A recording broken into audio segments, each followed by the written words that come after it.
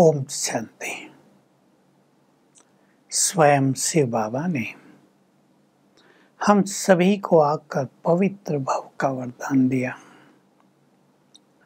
और बाबा चाहते हैं कि तुम्हारी पवित्रता इतनी नेचुरल हो जाए, तुम्हारे संस्कार इतने नेचुरली पवित्र हो जाएं कि दूर से ही तुमसे दूसरों को पवित्र वाइब्रेशंस आए। ये हमें करना है। हमारी पवित्रता प्रकृति को बदलती है, सबको जानना चाहिए। इस प्रकृति की मूल शक्ति है ही पवित्रता। लोग तो केवल ये कहते हैं कि पॉल्यूशन ने प्रकृति को विध्वंस कर दिया है, बहुत प्रदूषण फैलाया है। वो बात भी ठीक है, परंतु प्रकृति को सबसे ज्यादा नुकसान अगर किसी ने पहुंचाया है तो वो है मनुष्य के अंदर बढ़ते हुए विषय विकार, काम वासना, उसके कारण अनेक व्यसन, जिनके बैड वाइब्रेशंस, बैड एनर्जी प्रकृति में पहुंचती रहती है। प्रकृति कमजोर होती जाती है। जिनको थोड़ा बहुत भी बाह्य ज्ञान भी है वो जानते होंगे कि प्रकृति भी सतो रजो तमो तीनों स्थितियों से गुजरती है। अब सोचने की बात है, जब प्रकृति सतो प्रधान थी तो उसको तमो प्रधान किसने बना दिया? आप ही बन गई या किसी ने बनाया?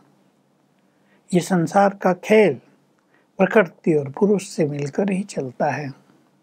पुरुष माना आत्मा, प्रकृति जो हमारी चारों ओर है, पांचों तत्व जो हमें दिखाई दे रहा है वो सब प्रकृति है। तो प्रकृति पर प्रभाव पड़ता है पुरुष का, यानी मनुष्य आत्मा का। जैसे मनुष्य आत्मा के वाइब्रेशंस होते हैं वो हमारे चारों ओर की प्रकृति साथ साथ ग्रहण करती जाती है। ये बड़ा सूक्ष्म रहस्य है। मनुष्य जब सतो प्रधान था, प्रकृति भी उनके वाइब्रेशंस के कारण सतो प्रधान थी। इतना ही नहीं, जीव जंतु जो आज हिंसक है ना, हिंसक प्राणी, वो हिंसक होते ही नहीं थे। वो भी सात्विक थे, वो भी सतो प्रधान थे, वो भी नॉन वायलेंस थे। तो हम सभी इस चीज पे ध्यान दें। हमारी प्योरिटी बहुत बड़ा संसार का उपकार करने वाली है, प्रकृति को पावन करने वाली है, इसलिए प्योरिटी पर बहुत ज्यादा ध्यान देना चाहिए। प्रकृति ने हमारी पालना की है, 5000 वर्ष हमारी पालना की है। क्या क्या नहीं दिया हमें। मनुष्य जीवन में जो कुछ चाहिए वो सब हमें प्रकृति से ही तो मिला है। अब देते देते हर चीज तो खाली हो जाती है।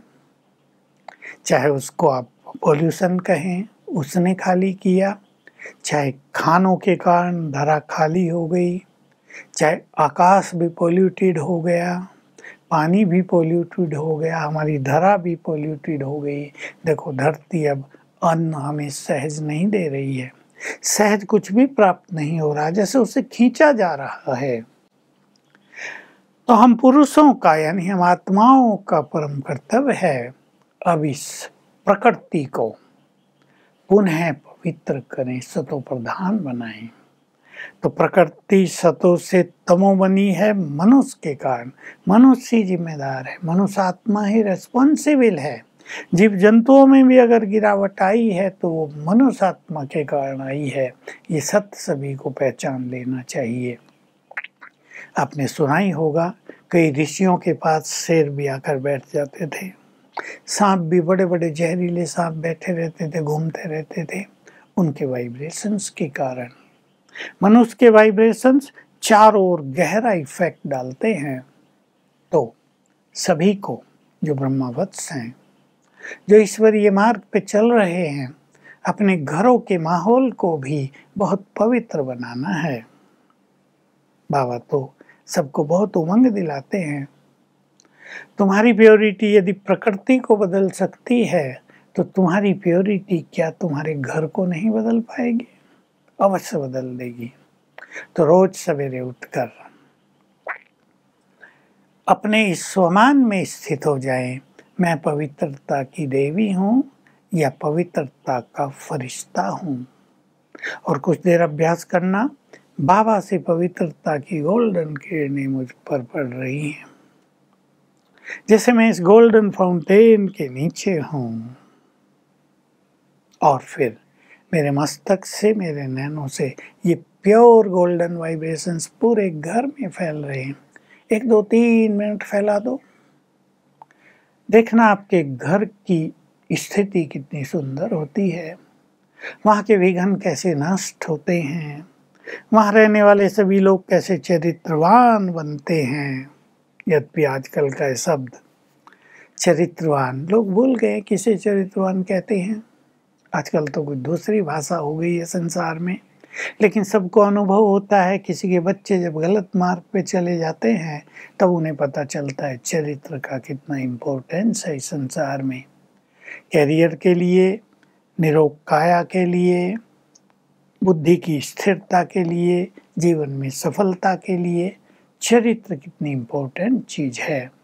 तो घरों में ये सब काम सभी को करना है। एक चीज़ मैं आप सभी को और कहूँगा, बहुत अच्छा अभ्यास करेंगे। मैं मास्टर सर्वशक्तिवान हूँ, शक्तियाँ हाजिर रहेंगी आपके पास। ये एक बहुत बड़ा सब्जेक्ट है, हम दोबारा भी इस पे अच्छी तरह से चर्चा करेंगे, पर इससे हमारी शक्तियाँ जागृत रहेंगी, हमें बहुत सुखद अनुभूति होगी, हम अपने को कहीं भी कमज़ोर अनुभव नहीं करेंगे। तो प्योरिटी की प्रैक्टिस इस तरह करेंगे सभी। पहले अपने 5 स्वरूपों को जगाना है हमें, जो हमारे स्वरूप हैं उनको हमें याद करना है। और ये याद रखना है, जैसी स्मृति होगी वैसी ही हमारी स्थिति बन जाएगी। बहुत सुंदर सिद्धांत है ये। स्मृति माना जो कुछ हम याद करेंगे। तो देखो, मैं आत्मा मस्तक के मध्य में परम पवित्र हूँ। स्मृति हो गई, मैं परम पवित्र हूँ, मैं पवित्रता की देवी हूँ। तो पवित्रता बढ़ती जाएगी। आपने ये कमजोर संकल्प कर लिया, पवित्रता बहुत कठिन सब्जेक्ट है, हमसे तो पालन नहीं होता, तो स्मृति गलत हो गई तो अपवित्रता का फोर्स निकलता जाएगा। तो मैं आत्मा परम पवित्र हूँ, प्योरिटी मेरी नेचुरल स्थिति है, मेरे संस्कार ही पवित्र हैं। ये तो बाद में आए बहुत सारे संस्कार, ये तो रावण की प्रॉपर्टी है, ये मेरी नहीं है। एक अभ्यास। दूसरा अभ्यास करेंगे, मैं आत्मा परम धाम में हूँ।